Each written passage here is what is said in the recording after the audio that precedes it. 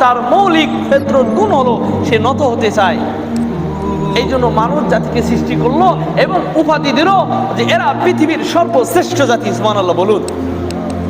উপাধি দিল কি? এরা আশরাফুল মাখলুকাত, এরা পৃথিবীর সর্বশ্রেষ্ঠ জাতি বলে একটা আবেদ, একটা বান্দা ইবাদত করতে করতে ফেরেশতার থেকেও উপরে পর্যায়ে চলে যায়। সুবহানাল্লাহ বলুন। মানুষের কত দাম!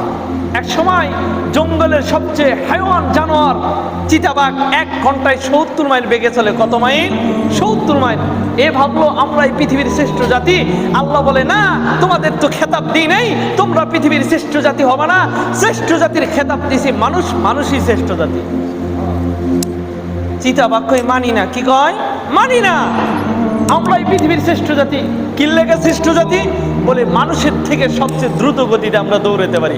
1 ঘন্টায় 70 মাইল বেগে চলে। কত মাইল? 70 মাইল। আল্লাহ বলে, মাস্তানি আর কত সহ্য হয়, পারবি না মানুষের সাথে? আল্লাহ সুবহানাহু ওয়া তাআলা তখন মানুষের দিমাগের ভিতরে, মানুষের জিন জাকাতের মধ্যে এমন মেধা শক্তির বীজ বপন করে দিলেন। মানুষ বড় বড় মোটর সাইকেল আবিষ্কার করলো, পালসার, ডিসকভার, অ্যাপাচি, তাই না? এগুলো চিতাবাঘের থেকেও দ্রুত গতিতে যায়। তখন চিতাবাঘরা কয়, না, আমরা পৃথিবীর শ্রেষ্ঠ জাতি না, শ্রেষ্ঠ জাতি হলো মানুষ। কেন শ্রেষ্ঠ জাতি? বলে আমাদের থেকে দ্রুত গতিতে যায়। সুবহানাল্লাহ বলে।